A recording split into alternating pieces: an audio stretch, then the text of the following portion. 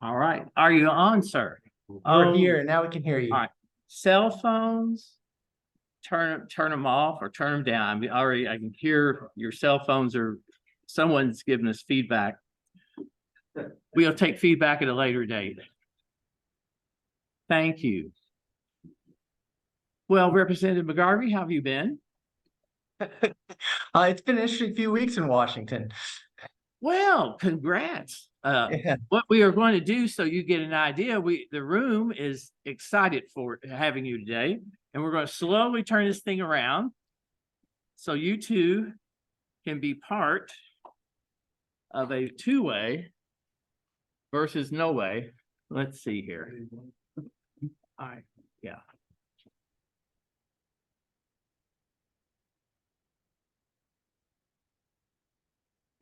All right. Can you see us? Can. Wonderful. All right. I can't hear you. We're working on it. Let's see here. Can you speak for us so I can tell if the speakers are doing a little bit better? Sure. Is this any better right here? Are you in there? I'm here. Wait, hang on.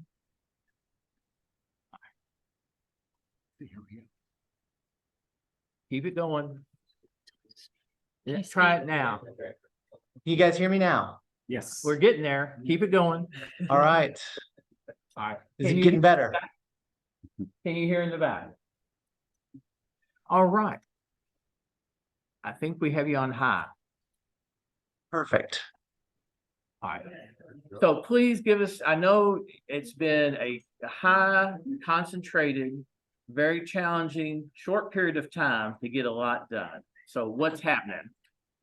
Yeah, thank you guys. I really am truly sorry I can't be with you all in person today, that we're here in Washington. As you all know, the biggest thing going on right now is whether we're going to get a speaker. It looks like today the odds are better than they've been that the Republicans are going to choose a speaker, but that has sort of put us in complete disarray for the last 22 days as they've been through 4 speaker designees and sort of held hostage by the people within their own party.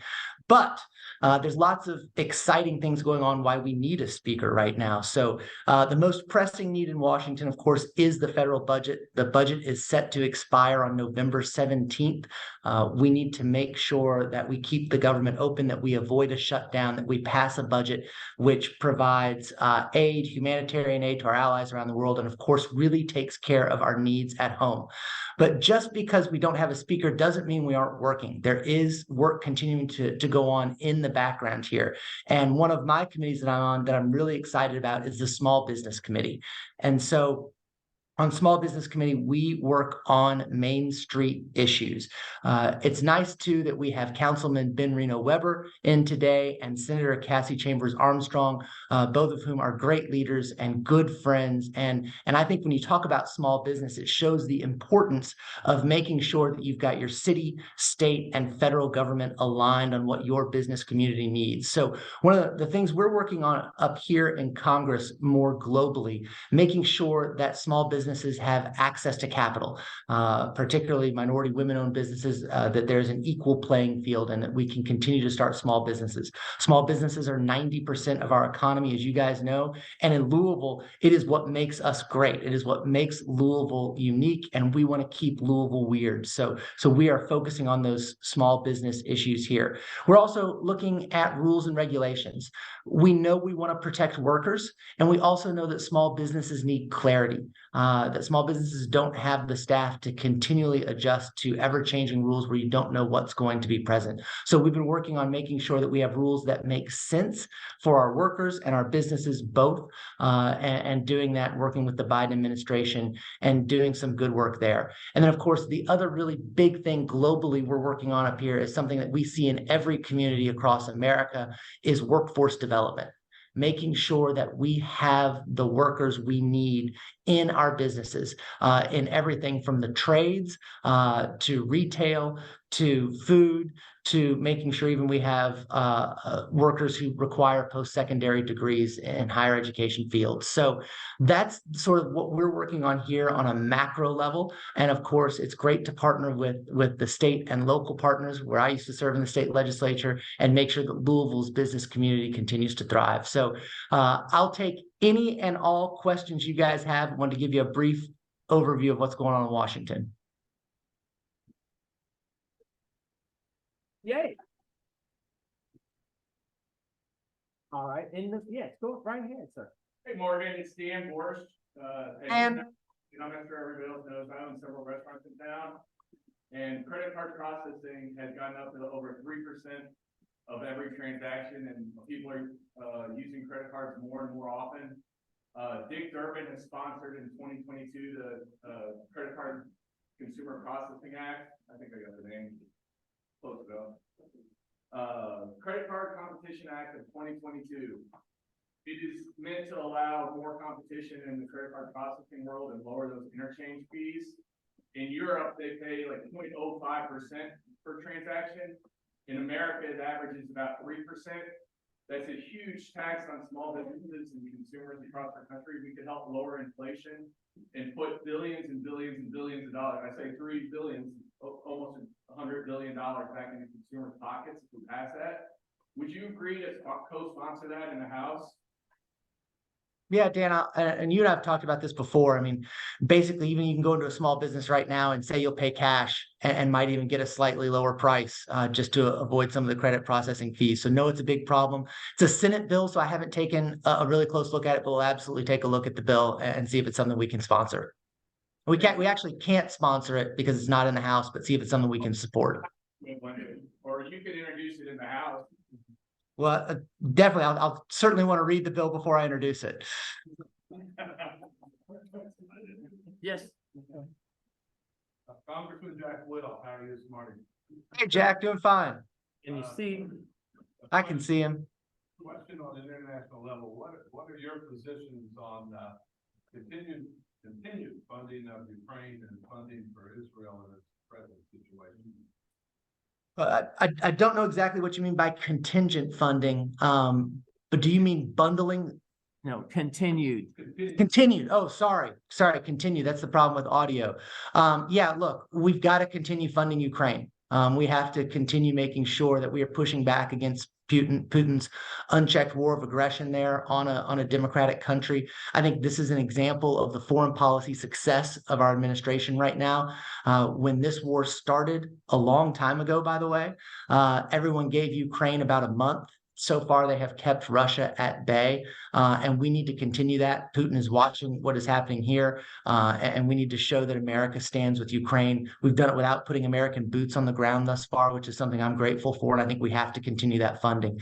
As it relates to the absolutely terrible tragedy happening in Israel right now, what happened on October 7th is wrong. It's unexcusable. It's horrific. It's barbaric.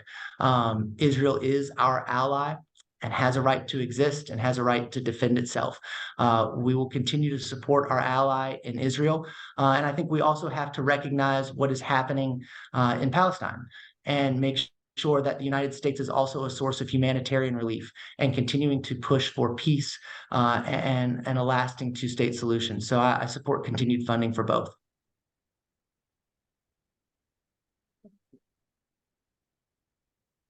What do you see on in the horizon of things? You've got this stockpiling of bills, and someday we will get a speaker. Okay, so what do you have lined up to go forward as soon as the system allows it?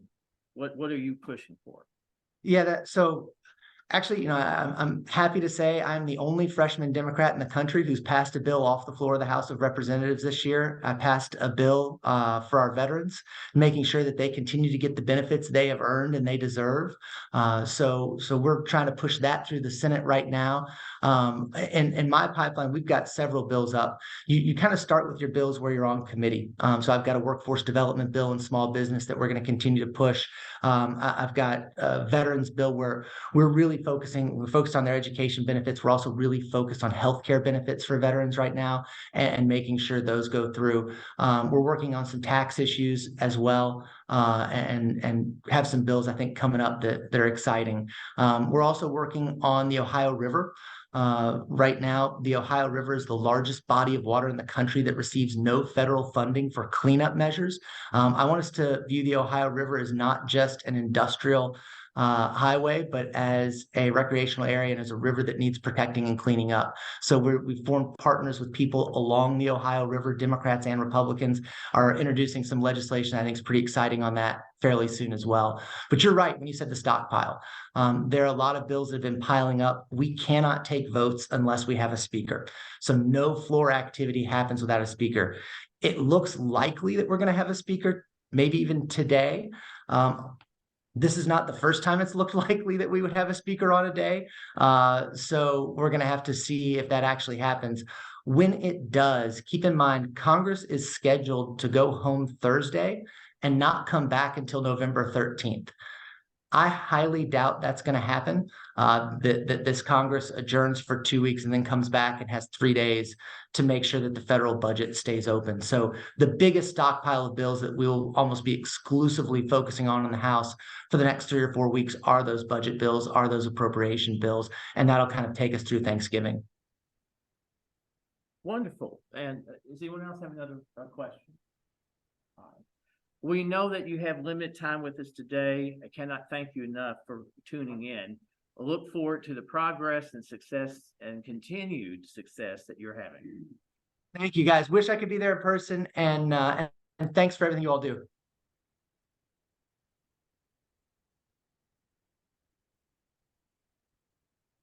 Now, yay. All right. Cassie is driving. She wants Ben to go first, and she's getting set up for us. So Ben, come on down. Thanks for having me. Always glad to be here. We have to adjust this to some level of existence. It's true. Oh, I see Cassie. Oh, that's her headshot. Never mind. Hi, I'm Ben Reno-Weber. I'm the councilperson for District 8. Always glad to be here. Nice to see a packed house. So I'm going to do some follow-ups on some of the things that we have talked about before, a little bit of legislation, some of the initiatives we're working on, and then some focused stuff around the heart of our economic corridor, Bardstown Road. So follow-up to something that's been of a lot of concern to a lot of our neighbors, short-term rentals. About a month and a half ago, we passed some pretty, what feels like very good legislation that made everyone just a little bit unhappy.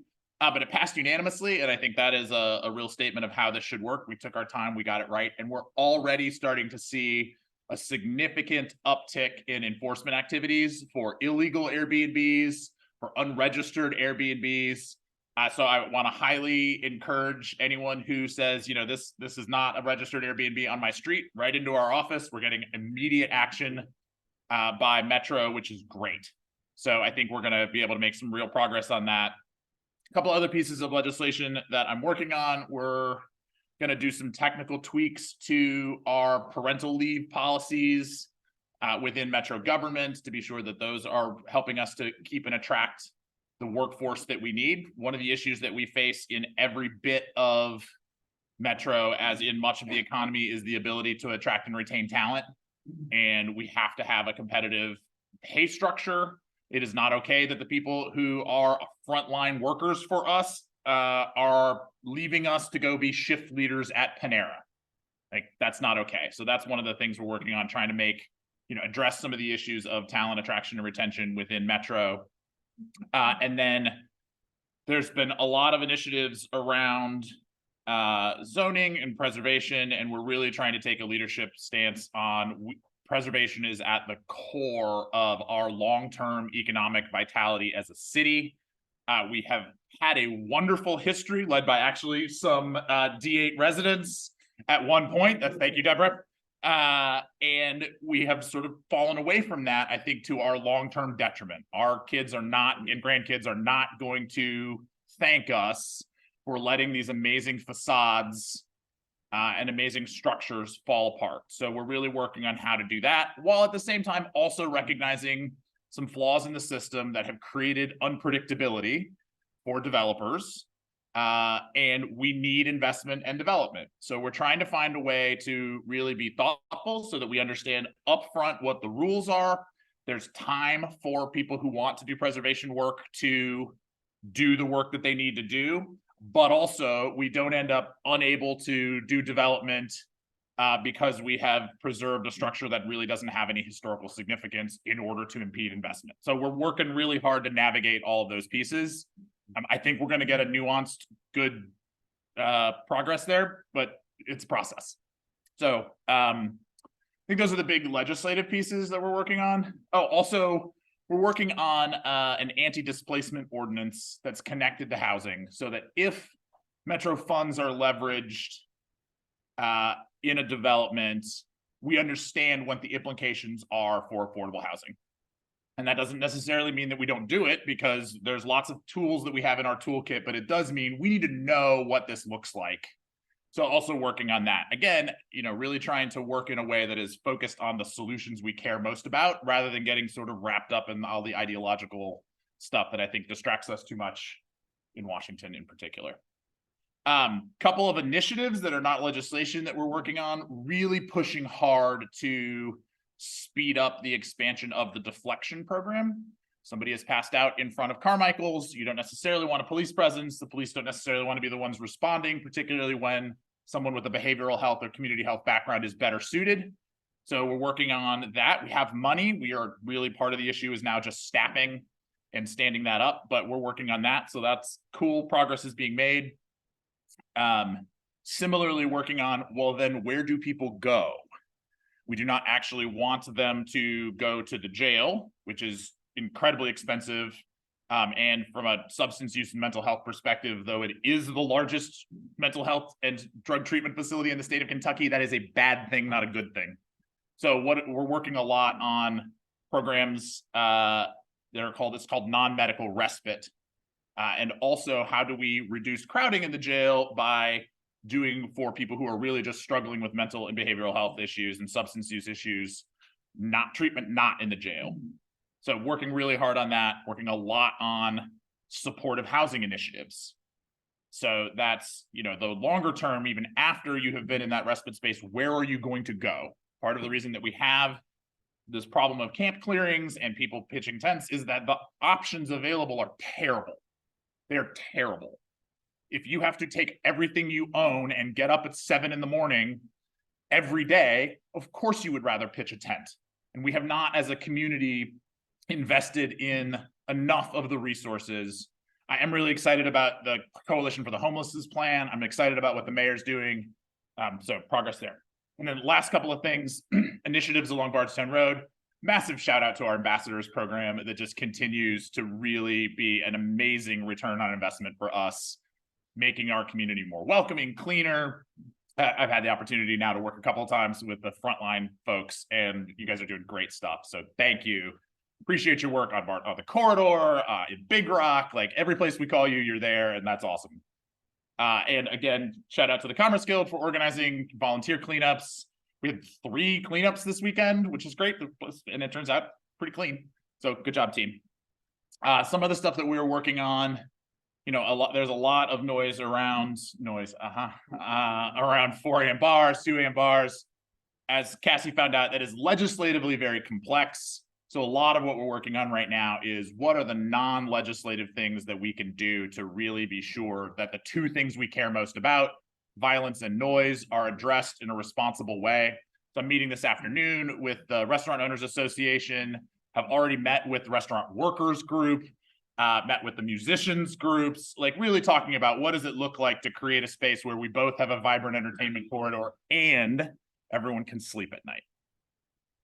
And I'm gonna let whichever of our fine LMPD colleagues here talk about the good initiatives that are happening from a public safety perspective, working very closely with them and with ABC around, again, how do we get very targeted?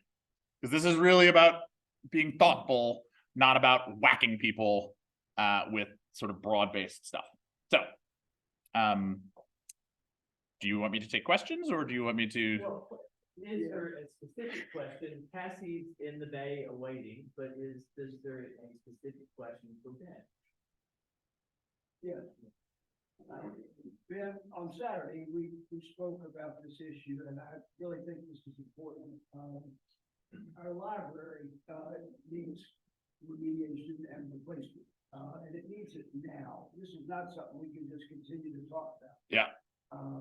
I know there's a strong feeling that perhaps Shelby Park could create its own district library using the Carnegie building that's available in Shelby Park.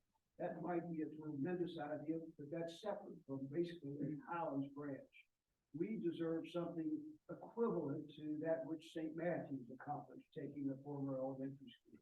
If we have to build one from ground up, would you support that? And what is involved in terms of committees and allocation of resources to get to that point? So yes, I would 100%, as a super user of our library system on several levels, I would absolutely, and though I do have a number of outstanding fines right now, my voluntary contribution to the library system. I got to thank you for reminding me of that. 100% I would support that. I do believe that we should be investing in those libraries. We are not currently at the top of the queue there. So what we're going to need to really do, and I was talking to the director of the library last week about some other things and teeing up what it would look like for us to do something. I don't know what that's going to look like yet. We're really going to have to put together a strategic plan, see where that fits in to the library foundation's planning, and what can we do to build momentum around that. So if you guys are on our email system, you'll saw that we just launched a book club. First event is tonight in partnership with Bellarmine. It turns out one of my wife's good friends from grad school just wrote a New York Times bestseller about the experience of being a first-generation immigrant. So she was in town anyway. So we're like, okay, great, we're going to partner here. Part of the goal of that is, how do we build momentum and really demonstrate that there is a need here? So the first book is called First Gen. It's awesome. The next one we do, we're going to ask local author and D8 resident Emily Bingham, who wrote a fascinating book, if she would be our next book club author. Also D8 resident David Jones Jr.'s father, David Jones Sr., also wrote a book. So those will be the next ones that are in queue. Help us by joining that book club and demonstrating, hey, look, we've got all these people who are using this. We've got data around what's being used now. That was a long answer to the short question. Yes, I'll be supportive. It's going to be a complicated process. Thank you.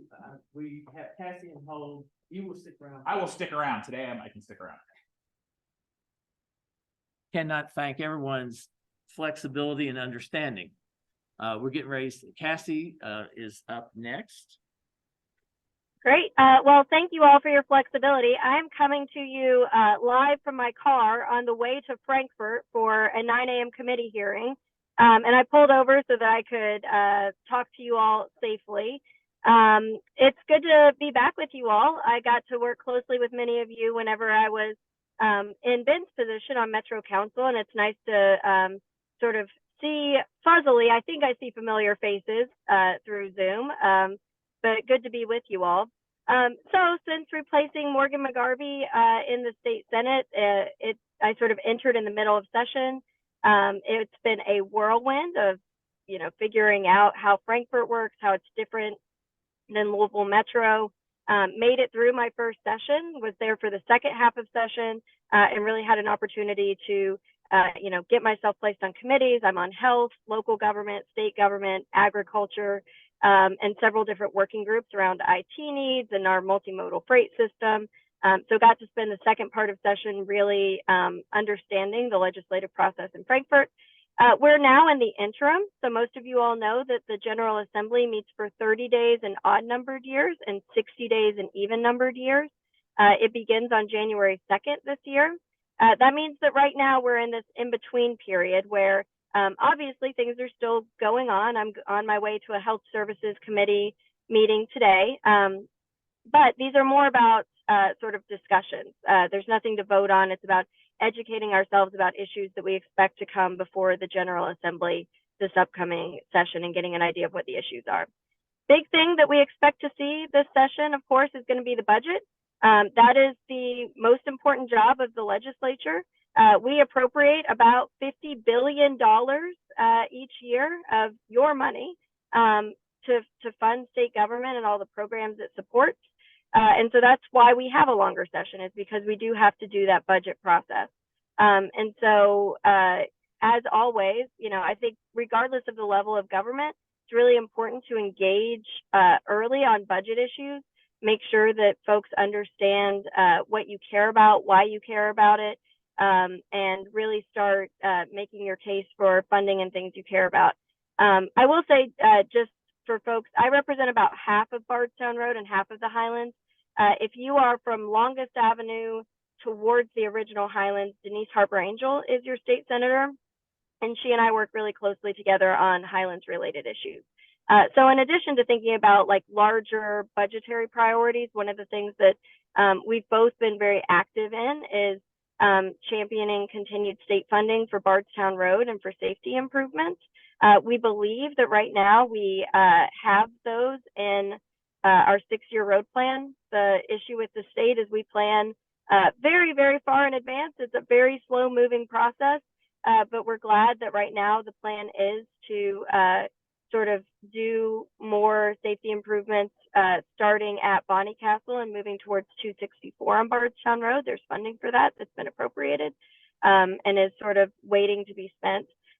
We're sort of working to see what we could do to speed some of that funding along and make sure that we have access to it sooner. So I know that you all have a packed agenda, but I would be happy to take a couple of quick questions if there are any. Do you have any bills you're thinking about introducing that would have an impact locally? Yes, absolutely. Thank you for the question.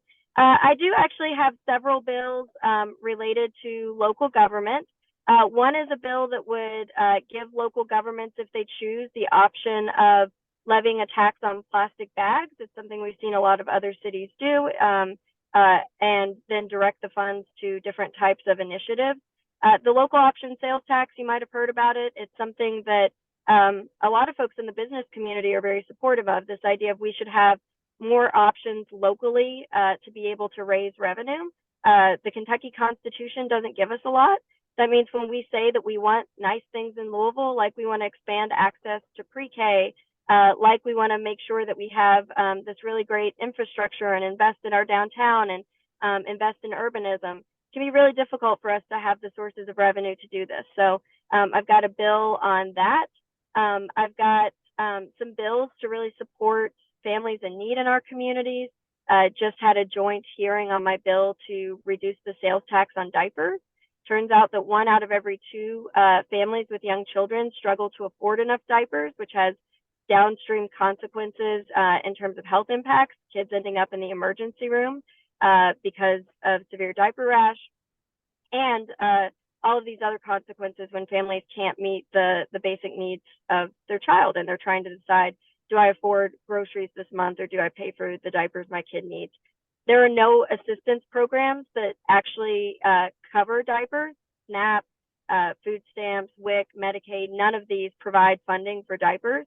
And so we've seen 20 other states say, the state doesn't tax essential goods. We don't tax things if it's really a regressive tax in a harmful way. We don't tax food, we don't tax medicine. And so we've seen a lot of other states apply that to diapers. And so being someone with 2 young kids, the needs of young children are something that are sort of close to my lived experience. And so that's a bill that I've been working on that's getting some traction.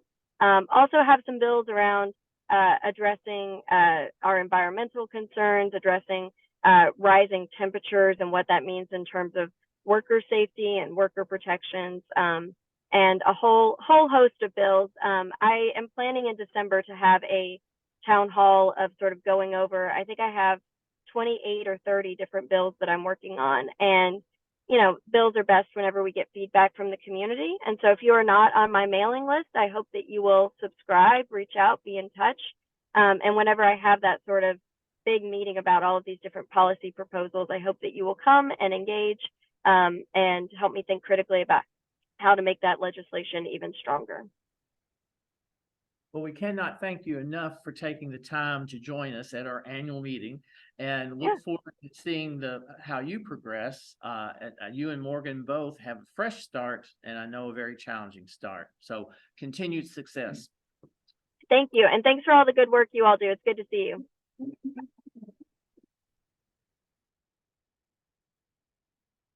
Now we have Amy Washburn. Is she, where is good old, there's Amy. Let's see. All right. Hi, can you hear me? We can now, Amy. Let me turn you around and you can see the crowd. Oh, I've been watching. They're a good looking group. I didn't want to take too much time. I just wanted to introduce myself very quickly. My name's Amy Washburn. I'm Congressman Morgan McGarvey's district director. I'm based here in Louisville and I manage the district for him when he's not here. I am a Highlands resident. I live at Alta Avenue and Bardstown Road. So if you see me, please say hi. I wanted to share that you can always reach out to me. Sometimes it's easier to reach me directly than Morgan. I will share my email address in the chat. And so the other Amy who's there can share it with anyone who doesn't have something to write it down with, but it's amy.washburn@mail.house.gov. And like I said, reach out anytime. Happy to host folks here in the district office for meetings. If there's anything that you feel like Morgan's staff here in Louisville need to pay close attention to. We have a team of caseworkers here to assist with small business needs, veterans affairs, Social Security, Medicaid, Medicare issues. So we're here, we work for you, and would love to see you here at the district office. Thank you so much. It's always a pleasure, Amy. Thank you. Thank you. Do what, dear? Oh, your telephone number, please. Yes, I have to look on the back of my phone because I still don't have it memorized.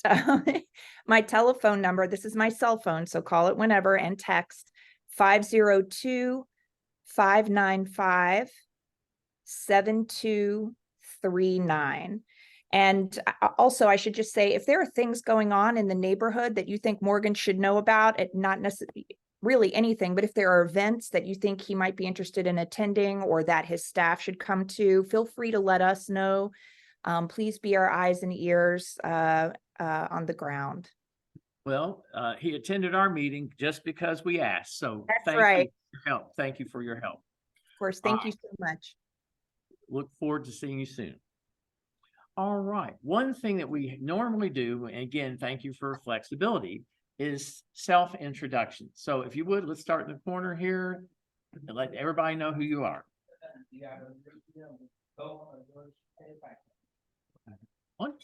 Good morning. I got here right in front of me.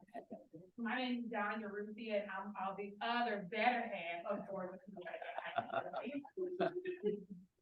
I'm Deanna O'Daniel. I'm the owner of Self-Hypnosis and also Highlands and Airbnb, Highland House. Amy McDonald. I'm a parishioner of the St. James Catholic Church at Bardstown Road. Welcome. Jack Will, a Highland resident, former president of the Belknap Neighborhood Association that I'm representing. I work with Jefferson County League of Cities, the cities that are across from Gardner Lane over to Seneca Park. Go ahead, Dave. Leslie Butler. I'm a resident of Pierce County. Jared Workman, I'm not one of the clinic and jailhouse. John Chamberlain, Ancient Order, Hibernian, St. Patrick's Parade. Right. John Riley with the Transit Authority TARP. Here to talk to anybody about how to get their employees or how to get their customers to their business via the TARP Fest. So appreciate it. And want to thank him for bringing a gift card from TARC for our drawing today. I'm very ready to have a Yes. I'm Bob Howard. I live on Highland Avenue.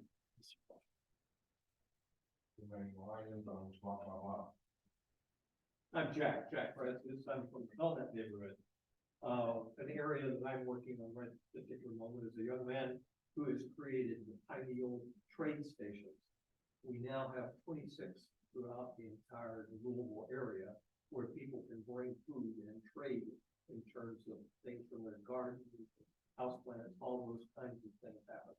So I appreciate, look it up, it's in Google Maps, and we'll immediately show you where they all are in terms of the stations. Spelling, Pineal, the Third Eye, Pineal trade station. Jack, for some reason, the third eye and you agree. I'm very related, I'm a trustee of the Chesapeake Fund.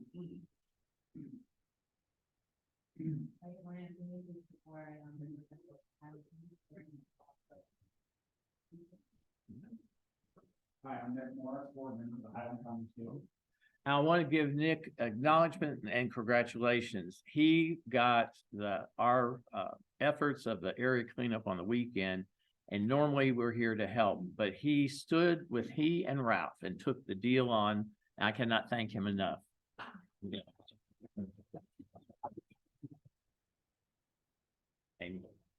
And or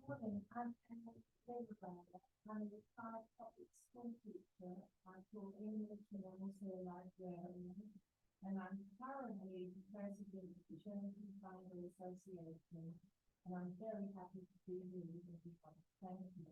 You had an amazing event. yes. We did have, thank you kindly, sir. We did, we had a full festival, it was lovely. With lots of activities. Bourbon. The bourbon pool right now, did you win?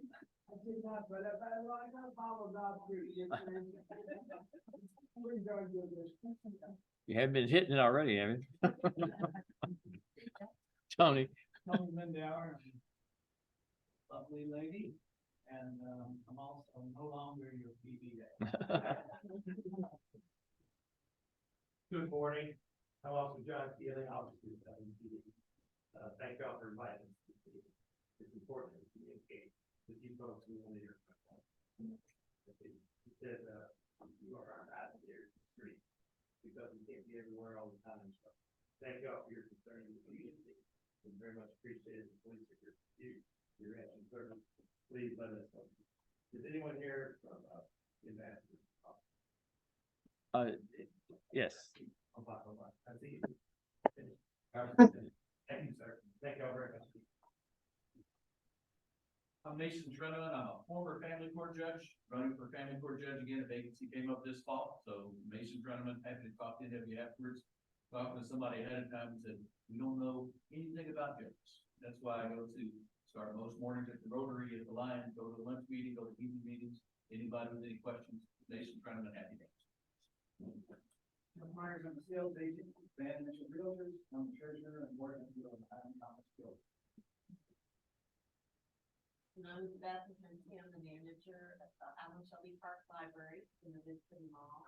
And these are really helpful meetings for me. I got to meet up with Ashby Eggers, who is from the Department of Economic Development, which came here with Louisville. So she's going to do a program with the library for us. Thanks to you on November the 8th, 6:30. For small business training and research and other supports for anybody who's interested in with her about those services. All right. And Major. Participation. John said it a lot better than I said it.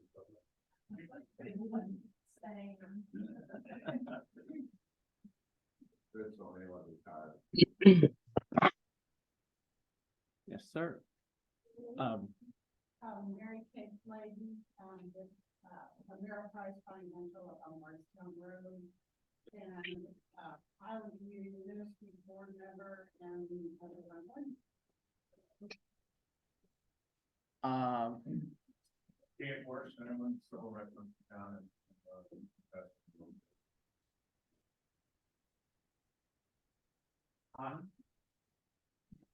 You can do it, girl.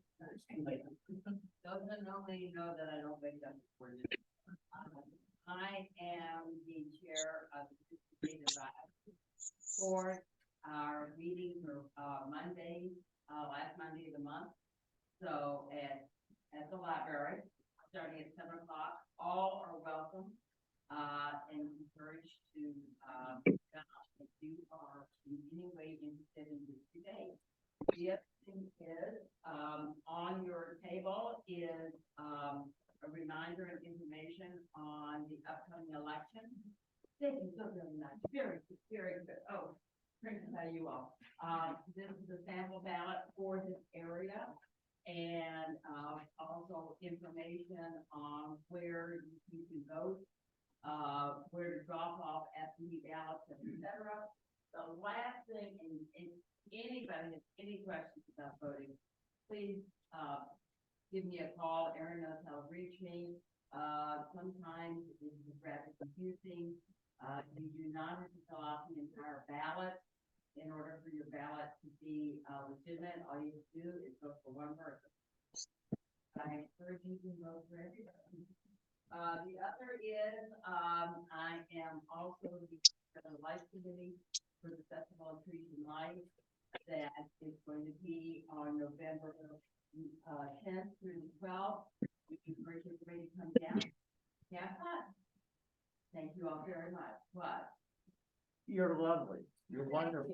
I'm gonna go back into my book. Do you need coffee?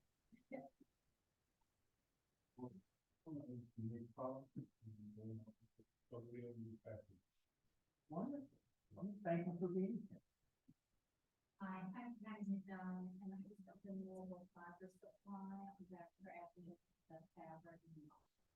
What? And my name is Jae Grady. My wife and I opened up a Grady Goods Gallery right next door to Patty before she got there. We're on the same block as we talked about. My name is John Ramsey. I work with Metro Government in the Department of Economic Development. Pretty new on the job, but what I've been doing a lot of times when you think about economic development, it's all about attracting the shiny new business into the city. And I understand that, but I'm more about retention. So I've been going around to a lot of chambers and groups like this, Business Guild, and speaking to them and asking them about issues they may have. How can the city help you, but how can you help the city? It goes both ways. So I may be coming back if I can get invited to maybe a working breakfast, or maybe a lunch. We're doing a series of stakeholder questions about, homelessness. Obviously, those are going to be top safety, number one. But then other issues you may have, and again, exchanging ideas. I think it's well represented. Ben, Cassie, the congressman, you guys. This is very well organized. I appreciate just being invited. I'm really here more to listen. Like I said, when I say retention, the mayor wants everyone to thank for living here, for doing business here. I think sometimes you're not appreciated. Thank you very much. So yeah, I hope to see more of it. Thank you very much, John. Harlan, I'm on the board of Bardstown Road Association, and I'm also the retired economic development coordinator for Bardstown Road for 20 years, and staff in the landmark committee for 27 years. And yeah, that still makes it fun. And while I have, when you're talking about neighborhood businesses, one of the things we have on this board that I think you fail to recognize is the longevity of the businesses we have in here. And I think it's time to recognize legacy built businesses on this border, because some of these businesses have been here for 20 years, 30 years, 40 years, 50 years. This is a big deal. That's retention. You can always recycle, you can always make it better, you can always branch out, and that's what that quarter has been famous for. But I think it's time so we let people like Nick and Lynn, Al Cotton Bentley, and recently departed John Dance, and so many other businesses from all walks of life, all backgrounds. We are well on this border of genius, and it needs to really be. Thank you very much, Deborah. Good. Very good. Very appropriate for our annual meeting. That's probably the first time you've been appropriate. Anyway, all right, moving forward. Major Grissom, please, there's some information you'd like to give us, little updates. I know they've instituted a couple of noise ordinance issues, traffic containment, making bars and restaurants behave a little bit better at 4 in the morning. There's hope. Thank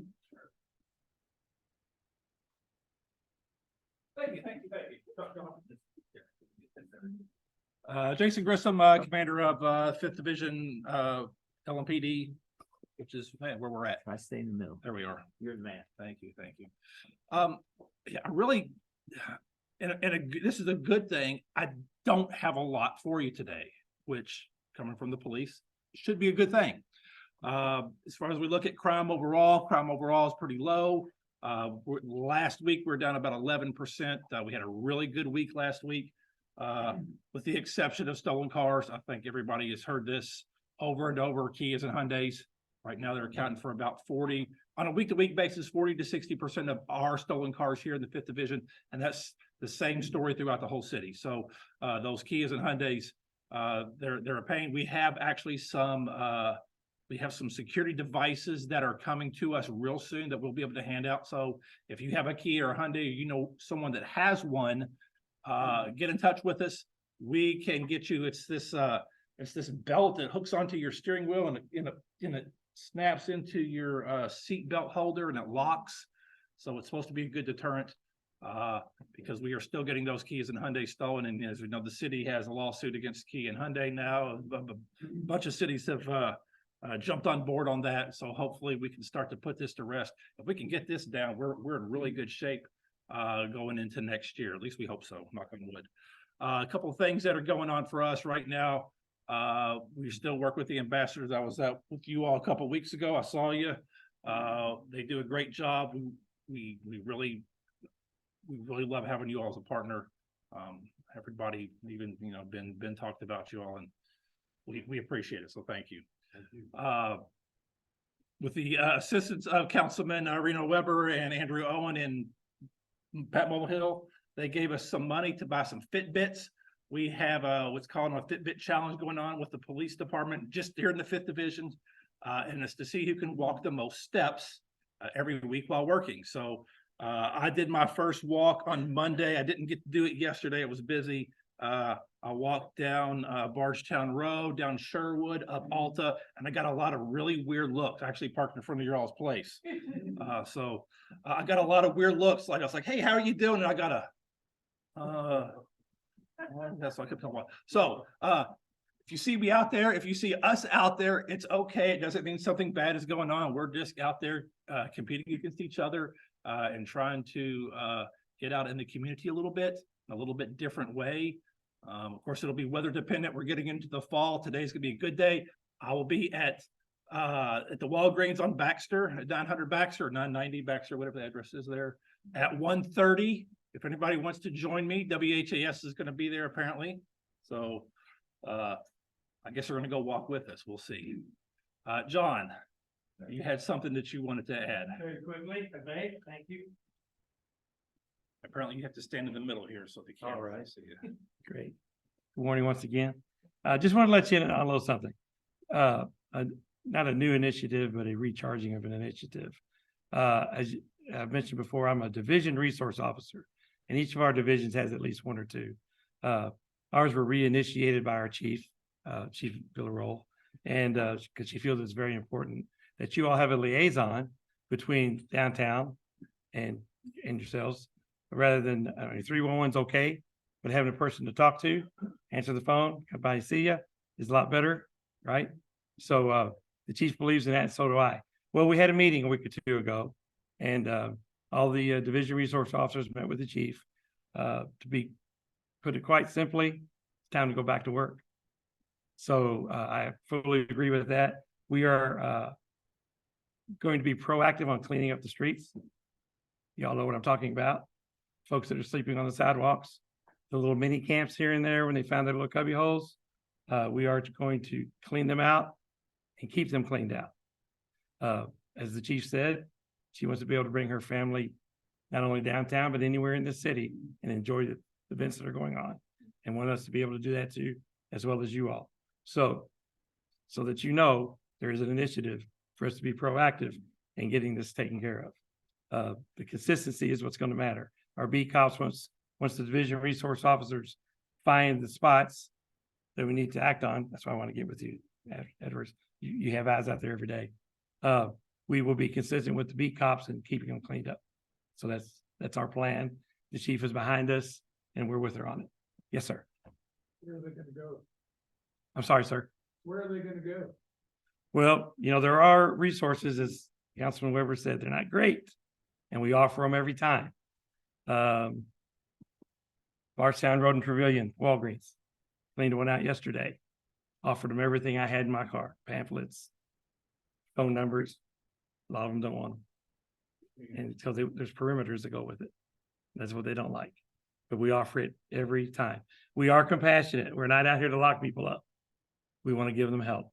And most of them, a lot of them don't want help. It's hard to help people who don't want help.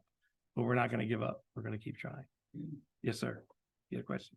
Well, mainly relative to the ability to have referral.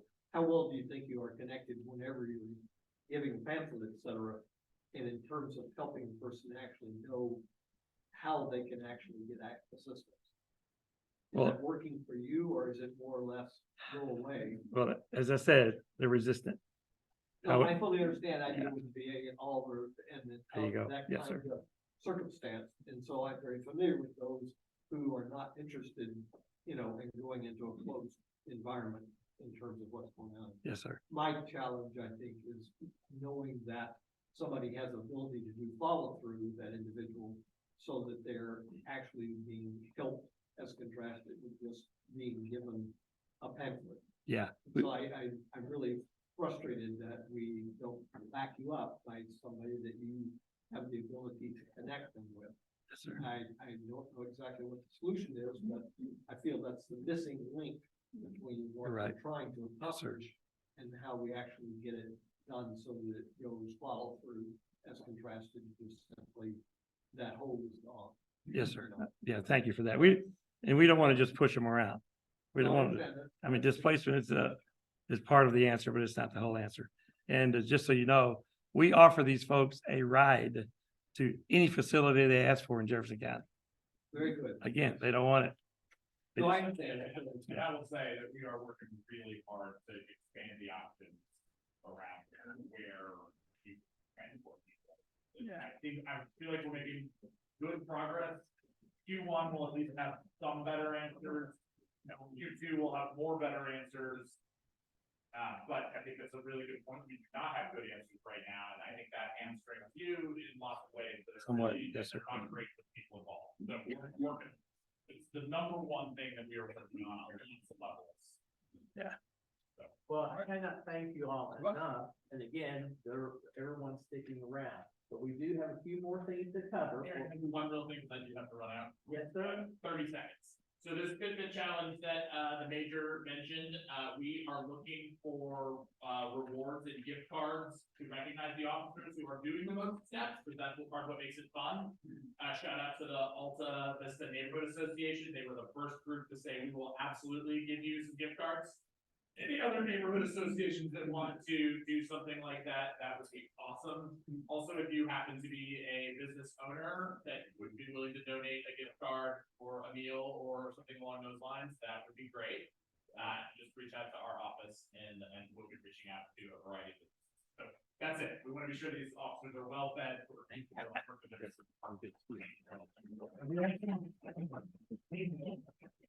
We cannot thank you all enough, but all is not over yet. We are very excited. The owner, Nick Park, is here with us. Nick, come on up and talk about what you're up to. It's the WNB Factory at 1019 Bardstown Road. Morning, my name is Nick Park, and thanks for inviting me here. Okay. Well, WNB Factory is a wing and burger franchise. We started Georgia and coming to Louisville. Well, it's spread out to 14 different states now. I'm opening one at Bardstown. We are specialized on, wings and burger. Use natural, no hormone, cage-free chicken and certified Angus beef. So try to focus on quality of food. And right now we open 3 of them in Louisville, which is Highland, Jeffersontown, and St. Matthew. Well, I am the master franchise of franchise. So state of Kentucky, I'm planning to put many as I can. but I'm having the issue, well, it's not the issue, but to realize the house inspection is extremely slow. It's having back to a couple months for reviewing one sketch diagram, this drawing. It took me a couple months. It's kind of, for me, it's not, well, I'm originally from Virginia and Maryland. I did put about 10 stores there. So I have different state experience, but compared to different state in Kentucky, it's not compared, apple to apple, but that's around my construction was done a couple months ago, but I'm still waiting for that final inspection. So Bardstown is 1019 Bardstown. We're ready to open. I would say, hopefully within a couple of weeks, we can open them. So hopefully you guys, well, the gentleman mentioned about police and firemen. Yeah, I'll be glad to, as a soft opening, we train our staff. We invite people for free meal stuff. So I'd be love to just bring local police and firemen. And so, let them try. So thanks again, just give us a chance. The economic development here. He needs to be helping you get those inspections accomplished so that you know what the issues are. So that I'm not here to blame on government, but at the same time, it just. It's not just you, don't feel like, don't feel bad. It's everybody, it's a huge problem. Yeah. Permit problem. Work around to make sure that people are being answered. I know, I hear that a lot, and believe me, I will be addressed. Just giving you one example, J-Town cost me $50 permit fee just because it was change of ownership thing. We used to be KFC, well maintained it. So we didn't do anything as far as construction. So I put house inspection, they asked me to put one hand sink. So, which I did. It cost me $50, but it dragged more than a month. They don't realize it cost me $10,000 for rent. I'm paying. So this is just kind of, well, I'm still waiting. And the worst part is no one can tell me when can be happen. Just kind of, I'm just waiting. And there's a department I can call, but no one is answering the phone. So that's kind of, I'm kind of up on the air, wondering myself. And there's in between, logically, I have to, just order product and train my employees stuff. Those are like unknown, because unknown schedule. I'm kind of, what should I do? Just so that's kind of things I'm experienced. So hopefully. Well, one thing is positive that the people here, I hope that you go talk with them after the meeting today and get plugged into the system that they have. There are individuals that are assigned to work with businesses to help navigate the system. And that's been sort of a newer feature of the economic development branch of Metro government. But I cannot thank Nick enough for being here. We also have Jae Grady, and he's the owner, as mentioned, of the Grady Goods Gallery.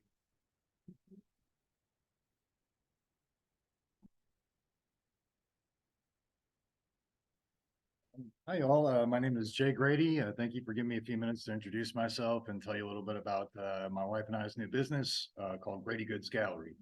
I've been somebody who cares deeply and been part of the Highlands for most all of my adult life. I think when I was 17, I moved into an apartment on Payne Street that's right around the corner from where my new store is now. So it feels good to be coming back to that neighborhood. Before I did this, I was at the Speed Art Museum for the past 7 years as their merchandise buyer and developer. I also served as the president of the Midwest chapter of the Museum Store Association in 21 and 22 and oversaw 14 states. And I love museum stores. I love artwork. And I wanted to figure out how can I open my own museum store in Louisville without having a museum? And the answer is Louisville is my museum and the artists within it. My wife spent years with 21C. She's now with Wayland Ventures. They just opened up a new hotel in the Highlands, Myriad and Paseo. And so we're both steeped in the art world and have a lot of connections through the arts. We have monthly rotating art shows. Most of our merchandise is either locally or regionally made. If it's not made locally or regionally, it's small mom and pop, or we save some space for fair trade as well. And I guess that's pretty much the long and short of who we are. Like I said, the first Friday of every month, we have a rotating art show, usually featuring a solo artist. A couple of times a year, we do group shows as well. And really enjoying the neighborhood. I think that there's a lot of new and exciting things happening between Broadway and Lexington on Baxter Avenue. I think that area gets a little bit overlooked sometimes. So with my friend Patty over here is my new neighbor and some other people in the neighborhood, we're trying to band together to find some ways to get a little more attention down to that neck of the kind of land in between Nulu and the Highlands and the proper Highlands. But we're really loving it over there.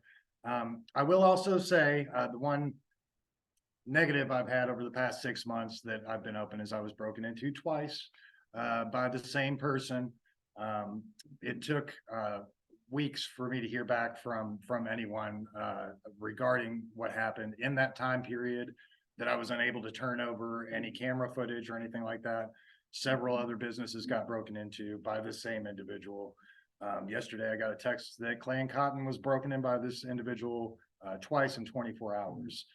This person kind of, for many years now, has been targeting small mom and pop local businesses. Shop Bar got hit 3 times recently. There are a number of businesses over on Barrett as well as Baxter and throughout the Highlands. So I'd love to find a way to get more connection with our local district and find out how we can kind of band together, especially when it's a known quantity like the person there is now, who's continually robbing small mom and pop businesses, trying to stay up off the ground, and so I'd like to hear any advice about how to band together with people when it comes to that sort of thing. But otherwise, we've been loving the neighborhood. We've been having a great time. People have been super supportive, and we love the Highlands. Well, I cannot thank you much, Jay. Thank you. And Jay, I hope you speak with John, because that's part of his function is to coordinate with the local businesses here. So you have 2, okay, John, right, but then in the police, they haven't, our guest speaker is there to do that. All right, now to the exciting part of, we have a wonderful drawing, and the table decorations are part of the giveaway today. Tark, we have a card from Tark, and which restaurant? Do we have a restaurant? WNB. Oh, well, WNB, a restaurant. But thank you for giving us the gift cards. So let's get started. Okay. All right. Good morning to everyone again. It's always an honor and a privilege to recognize new businesses as they come into the Highlands, and hopefully they'll stay a long time. I know Deborah was mentioning businesses that have been here for a long time. I know Jack Fry's has been in the Highlands now for over 90 years, so that's towards the top of the list there. Anyway, Nick Park with WNB has been so generous to donate a gift card.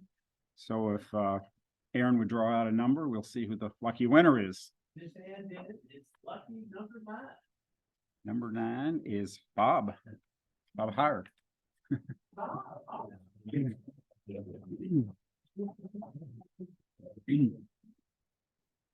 And we'll get that to you after the meeting. I'd like to take a minute or two just to tell you about some other businesses that are in the process of opening up. The former Steel City Pops is going to become a Quills location. It's actually going to be their bakery. They will do the baking there that will supply all of the Quills in Louisville. They'll also have coffee there, of course, but they should be opening soon. It's been, if you've been by there, you've noticed the windows have been covered over for quite a while, but they are close to opening. Also down at the former Wild Ginger, that is going to become, they're doing a complete renovation in that space. It's pretty amazing. I stopped by there and they're down to the concrete wall floors and exposed ceilings. But anyway, that's going to be the Kiwami Ramen. It's going to be kind of a featuring Japanese ramen experience. So that should be. That is at the former Wild Ginger, which is right there at Duker and Bardstown Road. And then, as everyone is well aware of, the Mellow Mushroom, former Mellow Mushroom, that is undergoing renovation as well. That is going to be known as Beyond the Sun, and that'll be a restaurant and lounge. So you can look forward to that. One other thing I would like to mention is there is a fundraiser coming up in support of the Kentuckiana Crime Stoppers. Hopefully everyone is familiar with Kentuckiana Crime Stoppers, but they allow anyone to report a crime by calling the tip line, which is 582-CLUE. And there's cash rewards offered. In other words,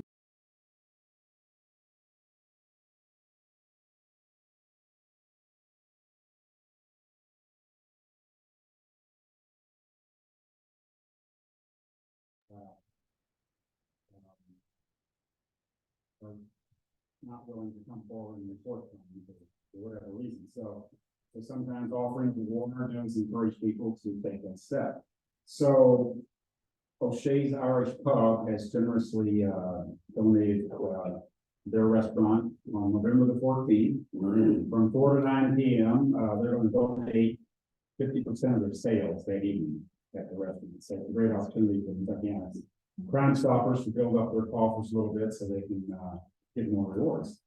So anyway, there's really, as everyone knows, there's really two aspects to crime. One is how do you prevent crime, and the other is how do you solve crime. So that means Crime Stoppers helps in solving crime issues. So anyway, another drawing. One other drawing. No, we got multiple drawings. We have this, the $20 park gift card. I think Sean graciously donated that, so we're going to do that next. Wild 3. Number 3, it's Jack Will. Oh my. Oh, I'll pass that on to somebody. Okay. So again.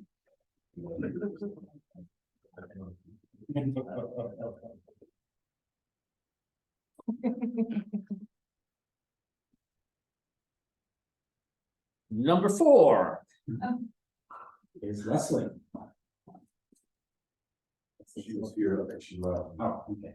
How dare she? Come on. You gave me 2, but get it again.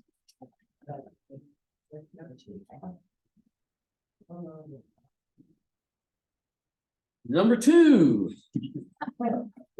is Amy McGarvey. Yeah. Daughter.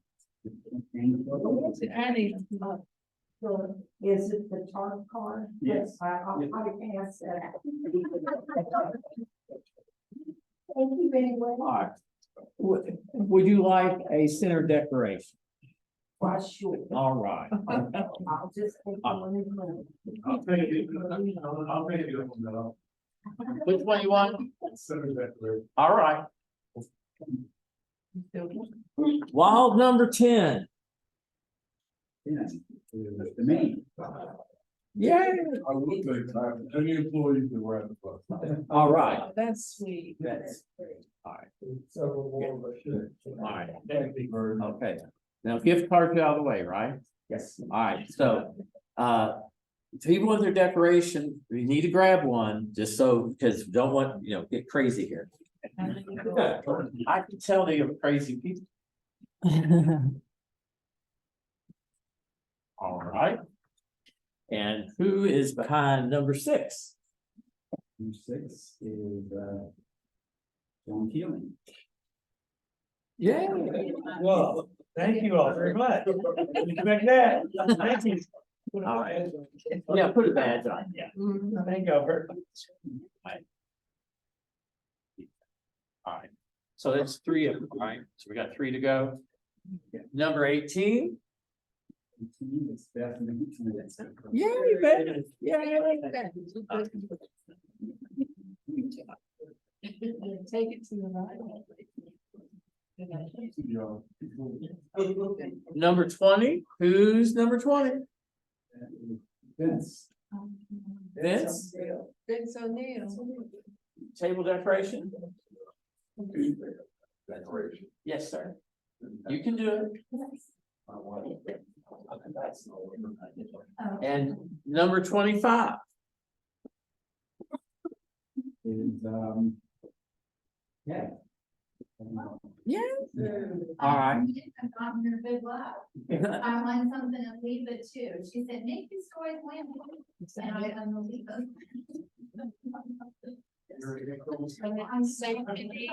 One, all right. Thank you. Now, one minor thing. It's always crazy, last minute, I just bear with me, one thing. Because of our annual meeting, I will have Jeff Myers, Amy, Nick, and Mark Abrams, and myself are current board. And so we submit to you all what we committed to go on to next year. So may I have a raise of hands to accept the board members that present. All in favor? If you're opposed, we'll see you later. Thank you all for being here. Please stick around and talk, make sure everyone gets their declarations. So thank you. The battery went out on my computer. Oh. Just in time. Yeah, and then I noticed just that right when it did that, it said the mic was mute, so I don't know Yeah. when that mic got muted. Did it happen at the same time? I don't know. Maybe it did, yeah, hopefully, because